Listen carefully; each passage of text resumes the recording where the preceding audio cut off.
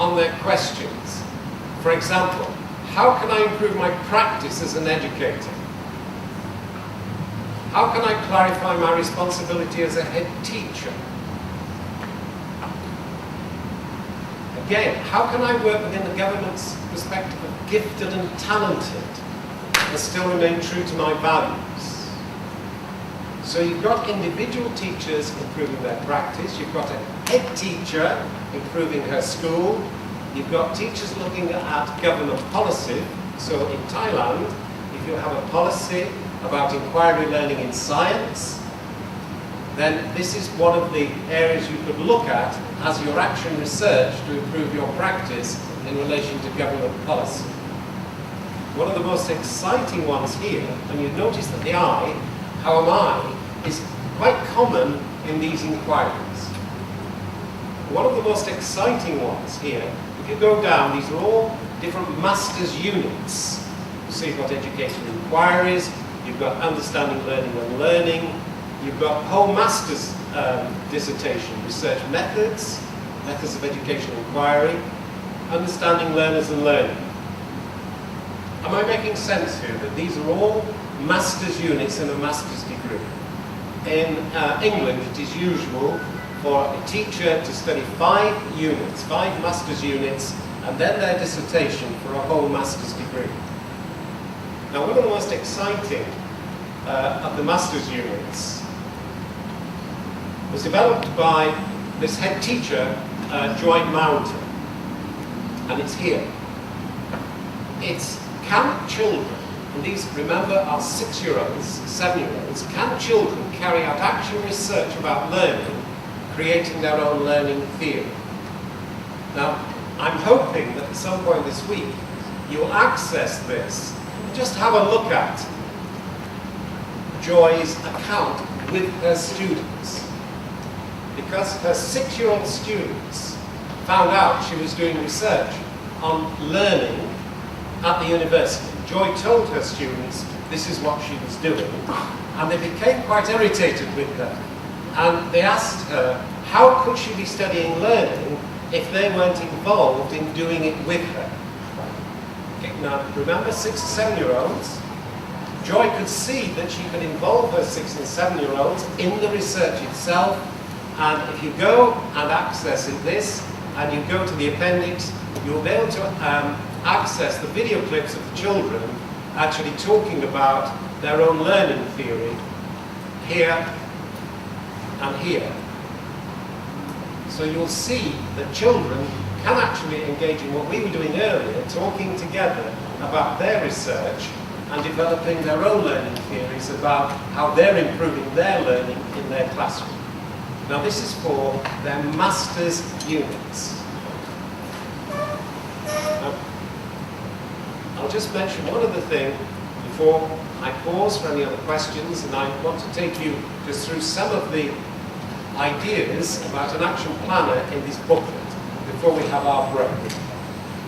But those were the pre-service, into the masters, and I don't want to spend too long on this, but if you go into the section on the living theory theses, then you'll find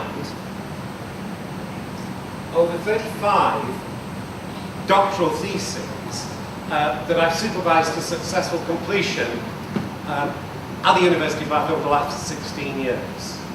So I don't quite know how many doctoral theses you supervised to completion, but certainly over the last 16 years, this was the most successful supervision, especially in relation to action research and practitioner research within the Faculty of Education at Bath. You know, I know 2 a year on average doesn't sound a lot, but in relation to successful completions of doctorates, certainly in my university, this was over 30 odd of them. This is quite a high number, and they were all by action research. So you've got a range of teachers. It's not only in schools. I also had a police trainer in our national police training. I had people in the health service who've looked at Alzheimer's patients. We call them carers. So you'll see these action researchers go outside the classroom as well as inside the classroom to get their doctorates. But this is how you can access them, and you'll see that not only in the UK, but people have been sending me their living theory theses from different parts of the world, people that have had no influence by myself in their supervision, but they've actually completed their living theory theses successfully. This man, Phil Tattersall, is in Tasmania, he's part of Australia, a living theory of environmental activism. This Keith Kinsella, a university lecturer, Exeter University, looking at his coaching pedagogy. Educational psychologist, Marie Huxton, how do I evolve my living educational theory practices? Mark Potts, reconceptualize international education. This was an interesting one from South Africa. It's Linda Vargas, a master's living theory thesis, and looking at flamenco as a dance in relation to primary education. Now, I had no idea that flamenco was a protest dance at the time of the Inquisition in Spain, and this is why Linda developed this in Africa, South Africa, because in the time of apartheid, before 1994, that was a very oppressive society that really did need to find forms of protest. And dance actually came over in Linda's dissertation as a very powerful medium for communication of values. Now, I just want to, as I say, point to this. How can I improve my practice to enhance teaching and literacy? This was from a Canadian university, from McGill University, Marion Logan. And at Geller, I'm going to Israel in July to give a lecture on action research to an international conference. Anat did her D with me, and she's working within Israel with Palestinian and Israeli students together. And you know, in that part of the world, there is a lot of conflict, and that is working with those conflicting values to work together to create a more peaceful and harmonious society. But all of those are doctorates. You'll see Queensland University in Australia, all over the world, but 35 of those, as I say, from the UK in terms of my own supervisions. But in relation to my Action Research web server, these are coming in for your free use. You can now access these at home. You can actually, hopefully, find something of use. But remember, use the left-hand column, the pre-service, then you can go into the masters, and then into the doctorates. Is that clear, just where you can access, as I say, the pre-service, masters, doctorates? And then, on the right-hand side, you can go into some of the more recent presentations, just to see what is going on in the international research communities. Like, for example, the largest gathering of educational researchers in the world takes place once a year in America, and they will have gatherings between 10 and 12,000 educational researchers. And in April we had this American Educational Research Association. You've got here two of the presentations that I gave. That's this one and this one. You can access those there. Here, I'm very pleased with this one. That if you can go into this one, this is my latest Action Research workshop about an inaugural conference, and this is really significant. An inaugural conference of the Action Research Network of the Americas. So, Action Research has been quite healthy, very healthy in Canada, in North America. Also, there's a lot in the United States. But this was the very first meeting where the South American groups are coming together now to create the Action Research Network of both the South and the North America. And in my workshop at this inaugural conference, if you access that, you'll see some of the ideas that I'm exploring with you here that I was actually exploring in San Francisco 3 weeks ago. But you can access these, as I say, from this, it's called the What's New section of my webpage. Some of these will take you just a little time to download. I won't download that at the moment. But you can see on this What's New section what I've actually been doing. Now, I'll just pause there because we're going to have a break in just a couple of minutes, and I'm just curious in terms of what I've said, whether I've answered the questions so far that you've been asking, and we can deepen the answers as I go into what I've been doing to create the programs for the master's students. I'll show you where you can access the curricula with all the different units, and then I'll go through with you, after coffee in more detail, the action reflection planner that everybody I work with goes through, including the students. But could I just ask, before we break, is there anything that you're feeling, okay, I would like Jack to develop this idea after the break? I do encourage you, whilst you're having your drink or your break, to talk together, because I'll start the next session by asking if there are any further questions that you want me to develop. But is there anything that somebody is feeling strongly about that they would like to ask, or just say, you know, I'd like you to develop this further before we break? Because as I say, so much depends on you coming forward with your questions and engaging. Is there anything else? You feel it's on the right track. Yes, thank you. Yes. That is what I need to know. Do please keep saying to me, no, you know, I'd like to move it a little, change the emphasis. You know, a group here, you've clearly got interesting reflections. Don't hesitate to come forward. And I know it is difficult to speak in front of a group like this, but please do take that opportunity, because I think the more you can speak to the group, the better and more confident you will become. Could I just ask Professor Van Tieper, are we okay to break now, just for get back at 10:30? Is that okay? Okay. Yes, thank you. Good.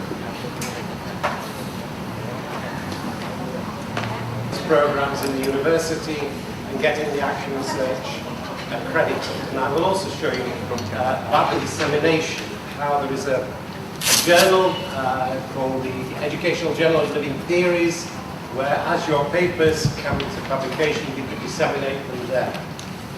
But has anything come up in your conversation where you're feeling, yes, I want Jack to go into this in more detail, or there is a new question that I've got? Is there anything that you're feeling you want to raise and bring into the group so I can actually respond? Don't all speak at once. Anything? No? You sure? Because I judge my success by the number of responses I get. The point is that many of us just teach master level and didn't do anything about participation and completion and not on execution. So even though some teachers place that they need something about action is we are not sure. And from the website and see actual it's quite interesting that from the work for 40 years, so there was some important information that we built ourselves for 2 years and maybe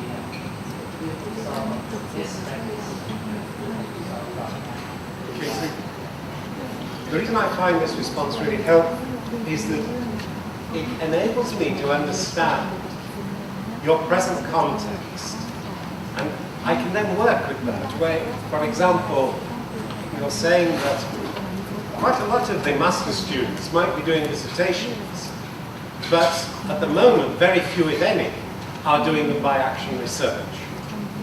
Now, I have been trying to emphasize in my own country and around the world the importance of getting the knowledge of the teachers, the really experienced educators, as well as the newly qualified educators, the knowledge that they have as practitioners, we say legitimated as academic knowledge. Now this is very different to the traditional kind of master's dissertations that you are at present asking your students to complete. It feels that it's the kind of master's dissertation that I did in 1971, which was being supervised by a psychologist, and it had nothing to do really with my own practice. And it was only later that I brought into the university and developed modules and dissertations at the University of Bath to enable people to gain their whole master's degree through action research inquiries, both into their classrooms, but not only into their classrooms, they still had to engage with traditional theory. They had to show their understanding of areas of philosophy, psychology, sociology, but their focus was in explaining how they were improving their own practice. Now what I'll do is, I'll now turn to the action research planner. We call it an action reflection cycle. But if you like, you could actually start with yourselves and your students to focus in on a practical inquiry that could build into their dissertations. Now this will be, I think, quite different to what you've been supervising at the moment. But I'll go through this now with you, and let's just see if this helps to get the inquiries going. And it might be that the group here on my right, who have already shown that you've got some insights into action research, are already doing this. But I need to find out from you in the room just where you are in your studies. And if you actually just take your booklet now and go to page 211. Page 211.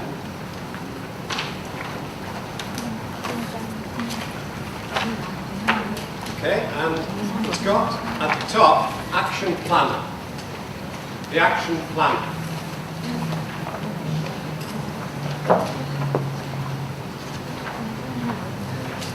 Now, the difference in carrying out action research and supervising action research to the traditional kind of master's program is that on the traditional course, a teacher will come for their master's degree, and they are likely to be listening, as you were earlier, to the tutor tell them about theories from different subject areas, different, we say, disciplines. So it's likely, for example, when I was doing psychology, I would come every week to listen to lectures on people like Piaget, Gagné, Runner. I would listen, as you would be doing. We would have 2-hour sessions all about the ideas of that particular theorist. And with Piaget, I learned something really important as I was teaching science, to be careful that my language was not too formal for my 11-year-olds. I had to be concrete in what I showed them in relation to the meanings that I was asking them to consider. And I found that helpful. But the difference between the action research and supervising the action research to the traditional work is that you would not start with anybody else's theory. You would start to ask your students what it was that they cared about, what really mattered to them, and also what it was that they were trying to improve. Now this is a very different approach, and I want to give you some practice in this by taking you through an action reflection planner yourself, so you get the idea of what you would be helping your students to do. Now, if you look at the action planner, you'll see that it starts to focus on what do you want to improve. And the I there is very important. What do you want to improve? So if you think now very carefully about your own context, you're all in different, some are in the same university, others in different universities, you've all got different biographies, you'll have some values that are different, so you can focus on what do you want to improve. And spend a little time thinking, what are you passionate about? What is it that you really believe in what you're doing in education? What you want to see could be improved? What could be made better? Now, the second question looks at why do you feel that something could be improved? So first of all, you focus on what it is you want to improve, and then reflect on, well, why do you want to improve this? What is it that really matters to you that makes you want to improve? When I started action research, this was in my classes about 1972, 73, I was passionate about inquiry learning in science. And my students were all learning through this didactic approach to what I'm doing now. I'm standing in front of you, I'm telling you things. But I also hope you felt that I'm more interested in your inquiries, your questions. And this was what I focused on with my pupils in my science lessons for what we call inquiry learning. Now, I made a mistake in 1972. I thought that I had got inquiry learning going in my classroom. I genuinely thought that the questions were coming from my science students. Now, we have what we call inspectors in England, and they have got quite a lot of power, and then they could give resources to particular people.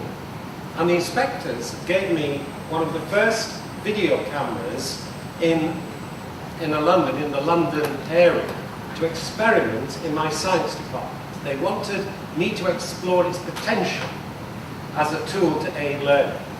And the first thing I did was focus it on myself. I turned the camera on myself and watched one of my science lessons, where I thought I'd got inquiry learning going.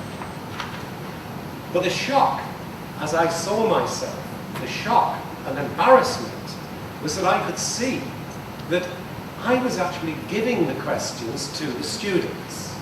I was doing it subtly, it wasn't very obvious, but every question that was being taken in the class was really coming from me. Although I really genuinely thought I'd got the inquiry learning going with my students.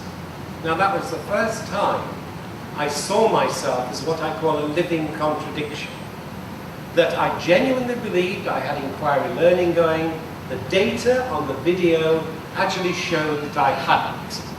And that was a real embarrassment to see myself doing something I didn't believe I was doing. That was giving the pupils the questions.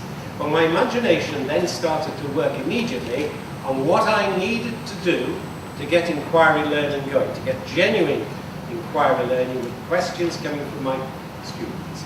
I imagined what to do in my classrooms, I acted on it, I then evaluated it, and I could see with the help of video that the questions were now beginning to come from my students. Now this is the kind of action planner that helped me to go through that kind of process. So what I'd like you to do is now to just look at that action planner. What do you want to improve? That's in your context, what really matters to you. Why do you feel that this could be improved? What is it that you care about that gives you the why? Why do you want to? This, what could I do that might improve what I'm doing? This is imagining possibilities, and you choose one of them to act on in an action plan.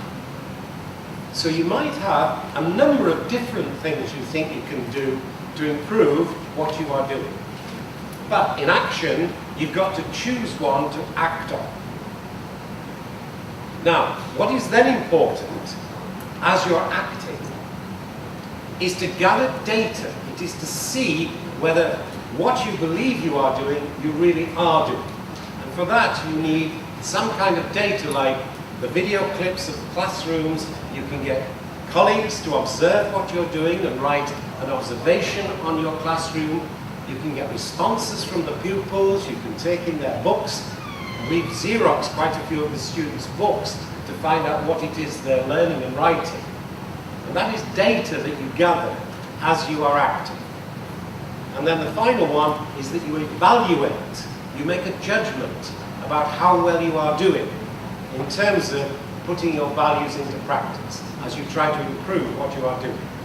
Now that is the action reflection cycle at the heart of action research. Rather than starting with your students who you're helping to get master's dissertations and units, to tell them theory, you would start by asking them, what it is they want to improve. You would get them to imagine possibilities for improving. You'd encourage them to act and gather data with their students to show what they are doing. And then you would ask them to bring you an explanation of their influence, including this data from their pupils in the classroom. Now, this is what you will see in those master's writings from the students that I showed you on my website. You will see them going through this kind of action reflection cycle, gathering data, making judgments with their pupils. That of Joy Mounters with the 6-year-olds shows them actually the 6-year-olds going through an action reflection cycle themselves. I can show you a clip. I'll show you where to access it from Croatia with 11-year-olds going through the action reflection cycle themselves. So we have PhD students, master's students, and also the students in the schools using this kind of action reflection plan. Now, could I just ask, is that clear? What I'd like you to do now is just literally fill this in. And talk together if you need to. Just actually say, make sure that you've talked together, or you already know perhaps what you want to improve, so just put it down there. Look at, why do you feel this needs improving, back in your context. So think that this is about you. It's not about anybody else. It really is about you, what matters to you, and what it is you're going to try to do to improve your own practice. Are you okay with that? If I give 5-10 minutes? Okay, so just see how much of this you can actually complete. Write more in here if you wish, but I'd like you to fill this in as far as you can. And then I'll stop and we'll gather some of the feedback. Okay? So as I say, 10 minutes first of all to go through that.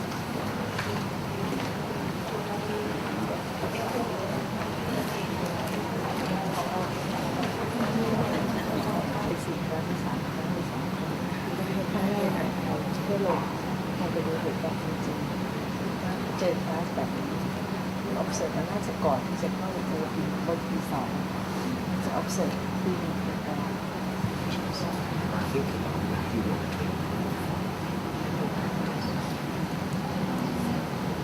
Maybe the information that relates between students and teachers.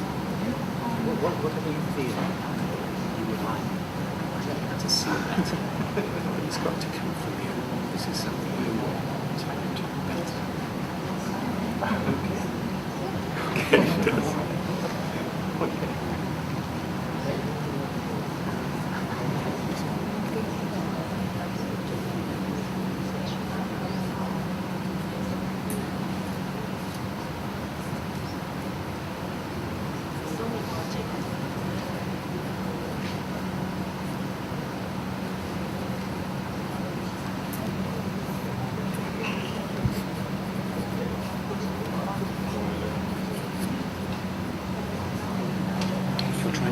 Students, so you've got to bring the other person into the inquiry. If you're doing it as a student, you can focus on yourself. And the topic that you want to improve. If, as a teacher, you're trying to help your students to improve. Yeah. Yes, whatever it is that you're feeling that you want to see improve. If it is... Just come back again, and we'll continue this in a few minutes. But I look very much just to see how you're getting on with this. As I say, you're very amazingly well behaved. Often there is such a lot of conversation going on. And this is where I hope, as the week goes on, I will find it much more difficult to bring you to order. Okay? Because the more engrossed, the more you are engrossed with each other, the better these action research processes work. And then with your students, you can encourage their conversations as well. Because to supervise an action research dissertation, you will need to encourage your students to talk a lot about what they want to improve. And it is not easy, and especially for you to get to understand why your students want to improve what they are doing. So if I just go through now the action plan, I have got one or two examples as I was going round, and also one or two very good questions. City Chai, yes, City Chai? Yeah, and this is from, is it Taksin University? That's correct. You hope, forgive me of my pronunciation, because your names, I have never met the pronunciation of names, and this is my fault, so please forgive me. But that was a very good question that City Chai asked about the generalizability of these kind of inquiries. If you're asking a question, how do I improve what I am doing, how could you possibly create knowledge which is going to be generalizable to others? Okay? Now that is a very important question. And after I've gone through some of this action reflection planner with you, I want to explain why your own story, why your narrative, your explanation of your influence in your practice can actually be used by others to help to improve theirs. And in that sense, I'll show you how it can be generalized. Okay, so I'll show you how research in a particular classroom in Bath has actually been used in China in the creation of China's Experimental Center for Educational Action Research in Modern Foreign Languages. So I will show you how work again carried out around Bath was used in Canada with the superintendent of schools to help to bring action research into the schools to improve the learning with the students. So work from you, research from yourselves, the action research that you do and make public, and this is your question, very important about dissemination, will, I think, be of use to other people, and I will show you where in America, and Professor Van Tieper explained the different countries that I've been talking in, and how I take research from one country and other people have shown how they've used it and drawn on it in another country to develop their own practice. So that is where your question is really important, to make sure that the research coming out of Thailand with yourselves is actually of influence and of use internationally as well as nationally. Okay, now let me just turn to this question about improving your practice. So when I say, what do I want to improve? Now this was you. What do you want to improve? Now has somebody got anything that they could share with us about what you want to improve? Because this is where the actual research begins. It begins with you and what it is you want to improve. And then we get to the why question. But why do you want to improve it? So if I focus on these two things, that if you want to support your master students, you will need to begin with this kind of conversation and ask them, well, what is it you want to improve? So let me check now with you. Have you got something that you've been able to write down about what you want to improve? Has anybody got something that they could share with us? Would you like to try? Have you got something? Anybody?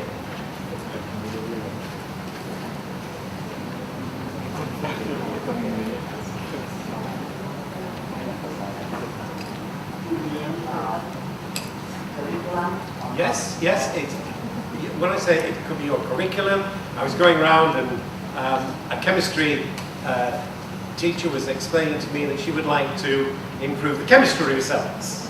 So it's really trying to think now back into your own context with your teaching, what it is that you are doing. Okay, what is it? I think you'll be trying to do this most of the time. I think you will be trying to make things better for your students. And I want to get this confidence going with you that this is really important. It's very significant what you want to improve. So can we begin by, as I was going around, I was seeing that some of you were writing down what you want to improve, and it was very clear to me. So anybody willing to share something that you've written? Yes? for my class, I would like to improve formative assessment in my class because I rarely do it in my class. I have no time. So Okay. maybe there's some strategy that I can use to do formative assessment in very short time and very effective to my students. Good. That's a great question. You know, how do I improve formative assessment with my students? Now, the importance of formative assessment is that it is always ongoing. That you are already, I'll guarantee, carrying out some formative assessment with your students all the time. You'll be thinking about what it is that they are thinking about. You'll be trying to respond to your students in a way that is significant for their learning. So that question about formative assessment is, I think, significant for all good educators. What I'm doing now, I'm actually trying to desperately get on the inside of your thinking. So when I ask you now, what is it you want to improve? I am trying very much to hold my own formative assessment so I can actually respond. The key question then becomes, okay, why does this matter to you? Why does formative assessment matter? Okay, could you answer that, do you think? Yes, because I would like to know my student progress in their learning, so I can help them to achieve learning objectives that I set up in the beginning. Now, are you all okay with that? Because that was very clear indeed. You know, the reason I want to establish and improve the formative assessment is basically to help my students to improve their learning. Are you okay with this? Because the next question, which becomes very important in the action planner, is what data would you gather to enable you to make a judgment about whether your actions were leading to an improvement in the formative assessment? And I want to get everybody, if I could, up to that point of asking each other, what data would you gather to make a judgment about how effective you are being? If you want to improve formative assessment, we understand the reasons why. Okay, what data would you gather now? And you can help each other to do this if you're in the same university, as we were talking about here with the chemistry. You could help each other to gather the data so you could share understandings of whether you were making it better or not. Okay? Now, have you got any other questions that you're saying, right, this is what I want to improve, and we can then look at, okay, how are you going to do it? You've got that very good question on formative assessment. Would you like to just say about the chemistry, because you had a very good question that you were saying, right, what do you want to improve? Would you mind, would you say?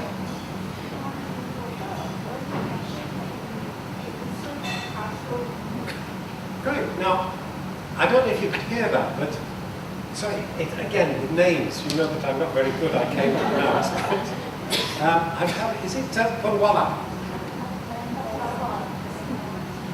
So, this is, have I got this? Patarapur. Patarapur? Is that good enough? I'm getting there, good.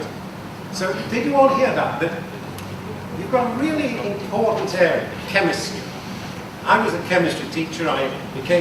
Before I was a head of science, I was a head of a chemistry department. And those were my questions as well. How can I help my students to improve their achievement in chemistry? I had my whole master's dissertation was on how do I help my pupils to develop their scientific understanding. So that was my master's dissertation. And I went through an action reflection cycle after I'd done that dissertation because my tutors got me to use that controlled experimental design, statistical analysis, which didn't answer my question about improving the chemistry. I tested Piaget's cognitive stage theory rather than helping my pupils to improve their chemistry. So I think we could look at what data would you gather together perhaps to see whether your pupils' understanding of chemistry was improving. Now, any others? We've got that very good on formative assessment, excellent one on I want to improve, my students' achievements in chemistry. Any others that you're feeling, yes, this is what I want to improve? Yes? You might have to shout or raise it. Yes.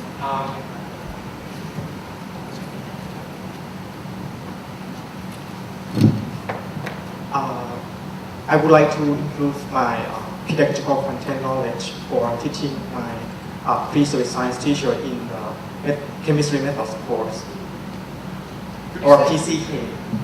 ICT? PCK, pedagogical content knowledge. Your pedagogical Yes. content. Actually, it's my own teaching practice, but I will look at in terms of PCK. Very good. Yes. Now, could I ask, do you all understand that difference between the pedagogical content knowledge and the pedagogical subject knowledge? That, was it Shulman? Yes. Yeah. Shulman. In America, made this distinction between the kind of subject knowledge we have, for example, of chemistry. When I used to teach the periodic table, that was my understanding of the chemistry facts. When I came to my pedagogy, just as I'm experiencing my pedagogy now with you, it is actually different from my knowledge of the periodic table. I need that, as you're saying, your pedagogical content knowledge. How do you actually improve your communication of the science and the chemistry with your students? Now, this is where together, this is where you could help each other by observing each other's lessons, helping each other to say what you need to do to improve your pedagogical content knowledge in relation to your students' learning. So your colleagues could gather data with you to show whether the scientific understanding of your students was improving. Does everybody understand this? Because it is relational, that you could work together to gather data in your classroom to show that you were responding to your students' understandings, what you were doing to try to enhance their understanding of science, and your colleagues could help you to make a judgment about whether you're doing it. But that is an excellent question about improving your pedagogical. So we've got the formative assessment, got an excellent in terms of student achievement, we've got the pedagogical content knowledge. Is any others that you're feeling, yes, this is what I want to do? Because if you develop action research together, you will hold each other, and this is very important, responsible. Now, the word that we use in England is accountable. So if you now come back in several months, or you learn what each other is doing, you could be asking for the evidence. You could be asking for the explanation of your work to see whether that you could, everybody in the room could see that you were improving your pedagogical content knowledge. You could be asked by everybody here and others, and I'll show you how we used the ICT in the UK and internationally to help each other to answer those questions through email. We use a lot of what is called Google Drive, Google Plus, and the Google Hangouts with the video to keep in touch with each other. So some of you in different universities could actually connect with each other to focus in on that very important question about improving your pedagogical content knowledge. The lovely question about the formative assessment, you could actually be held to account by others here to say, okay, in 2 or 3 months, can we see the evidence that you've actually improved the formative assessment process with your students to help them improve their learning? The chemistry, that idea of getting the chemistry achievement higher. What is it that you would all need to see coming out of the classrooms with your explanation of what you were doing with your students to improve their understanding? Now, what's important in all this is that you will need to engage your students. It is often in your students' voices that you learn about your influence. Am I making sense here? That I need to show you that is why on the web you've got so many of my own students' accounts of their learning.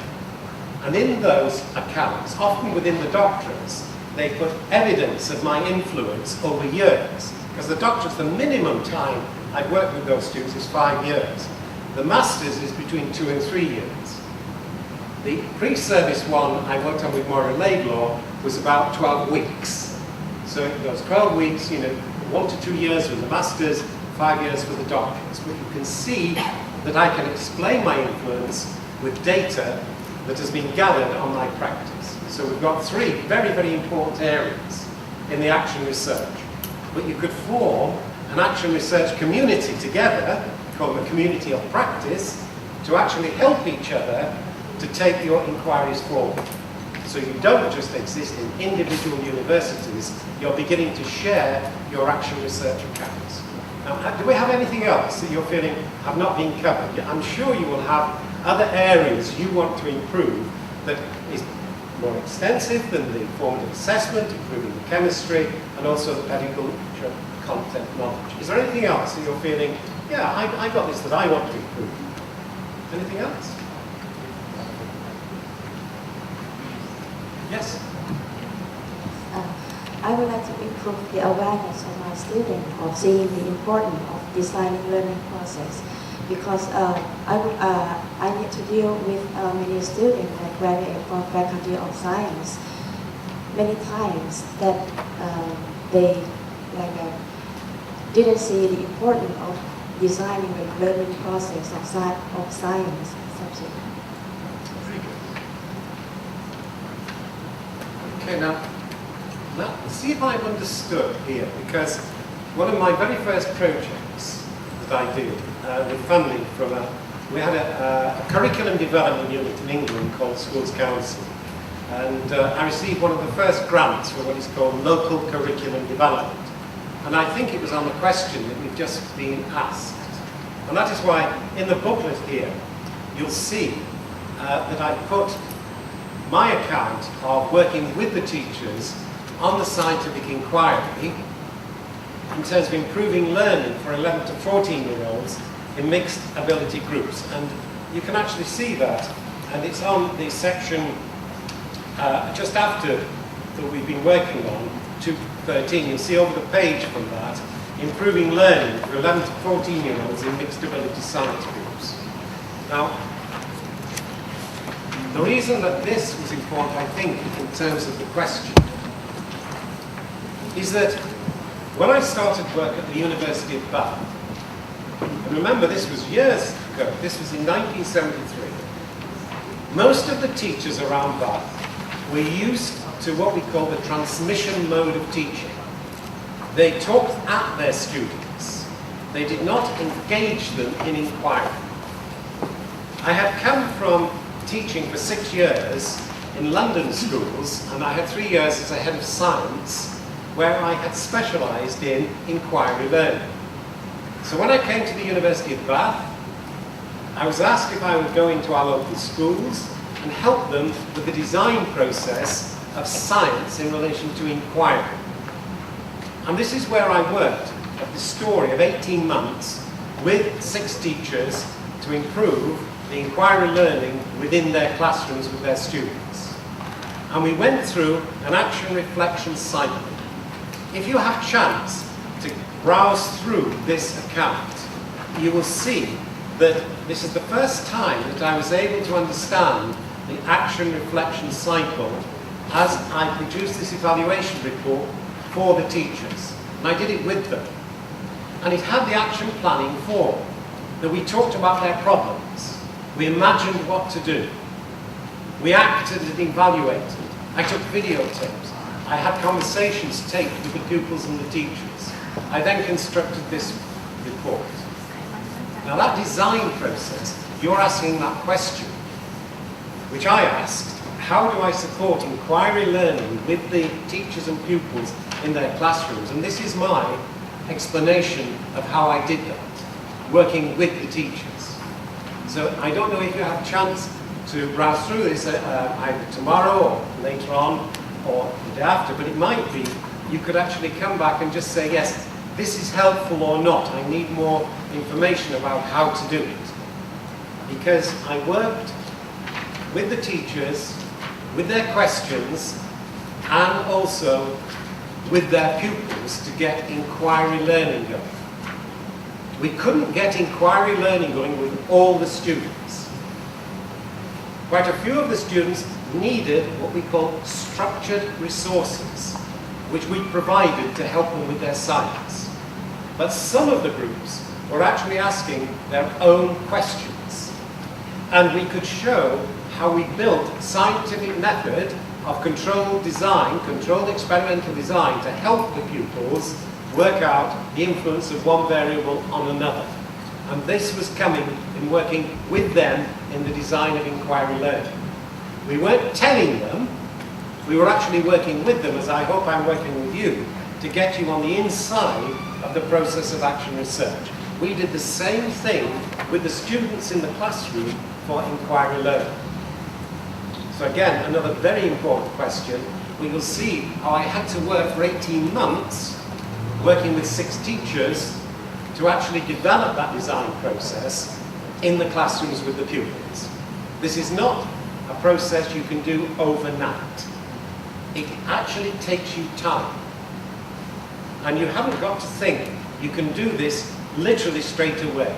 It takes months, and with some of the teachers, as I say, this was several years until there's a head teacher that I've been working with, and she's now really happy with the inquiry process she's got going with her teachers and her pupils. But she's worked on that for 3 years. This is called Joy Mountain.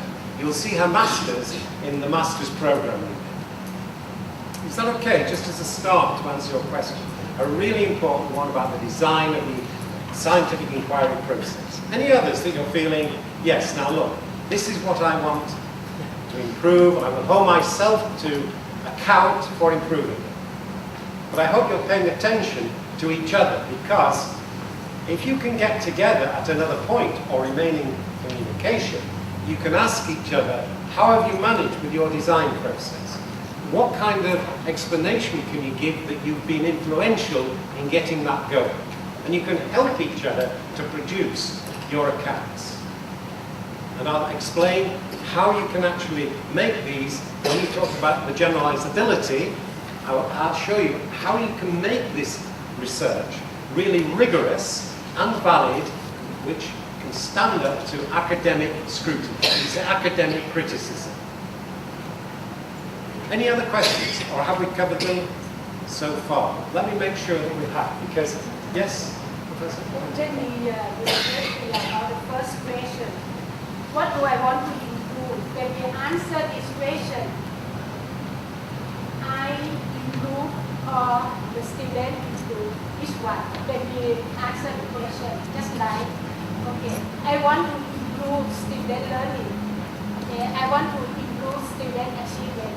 Or should I write, how do I improve my teaching to make the student understand the science concept? So which one should we answer this? Do you remember early on when I said there are 3, if you like, there are 3 questions within the one.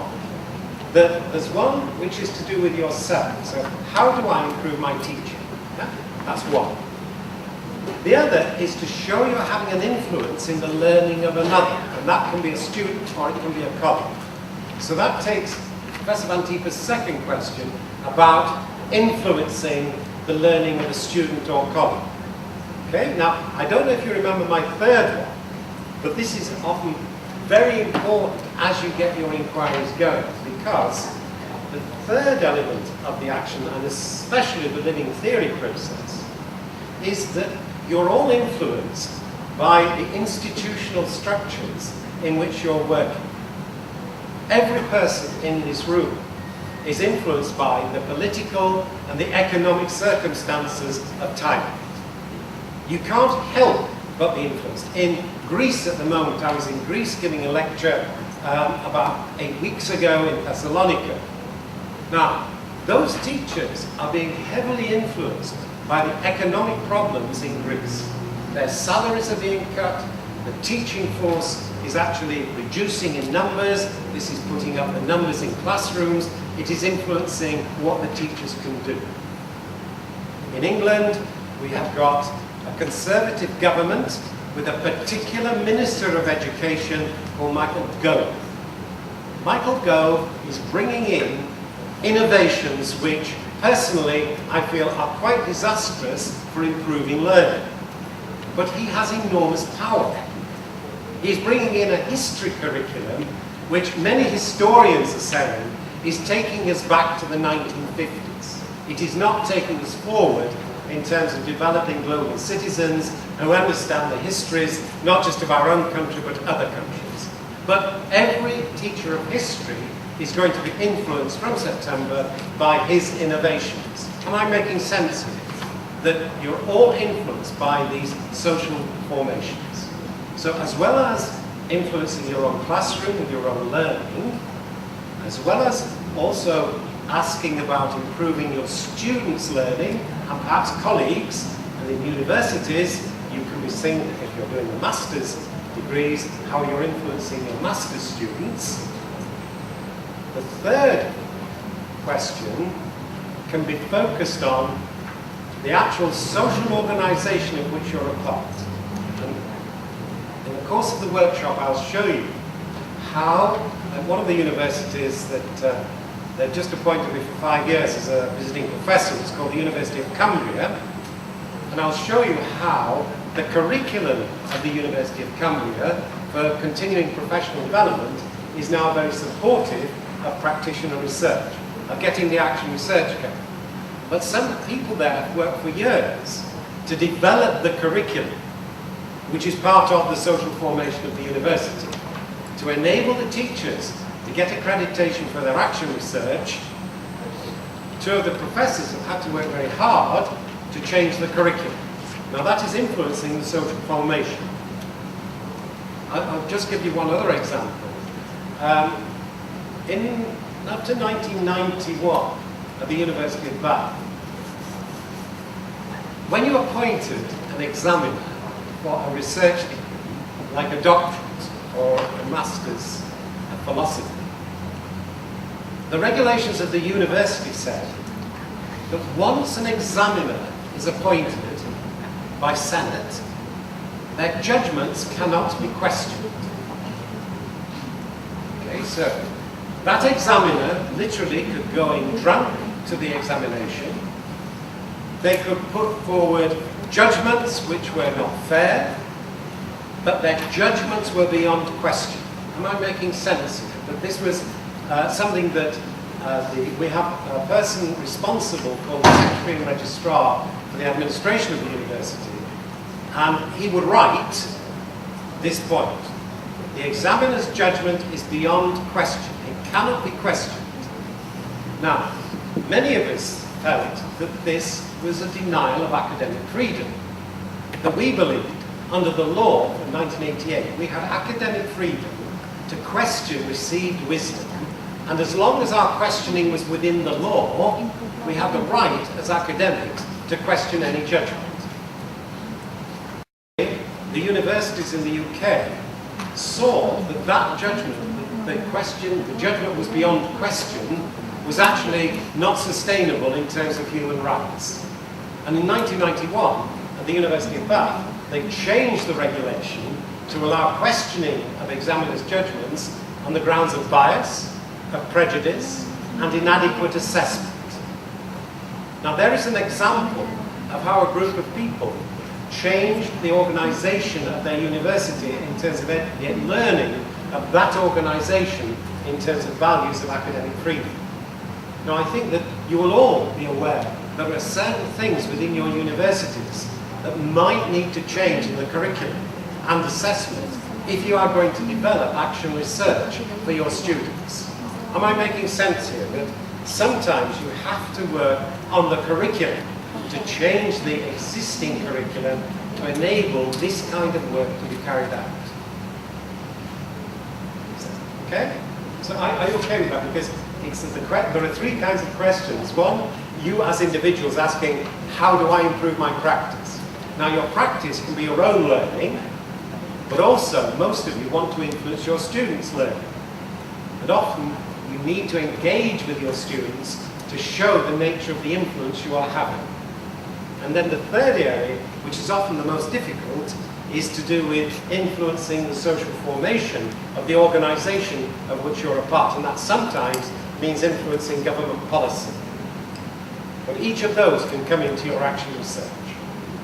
Now, have we covered so far, just so far, the kind of questions that you're asking? Is there anything else that you're feeling, no, I'd like to bring this into the group, because each of the questions you've asked is really, it's very different, and each one is important.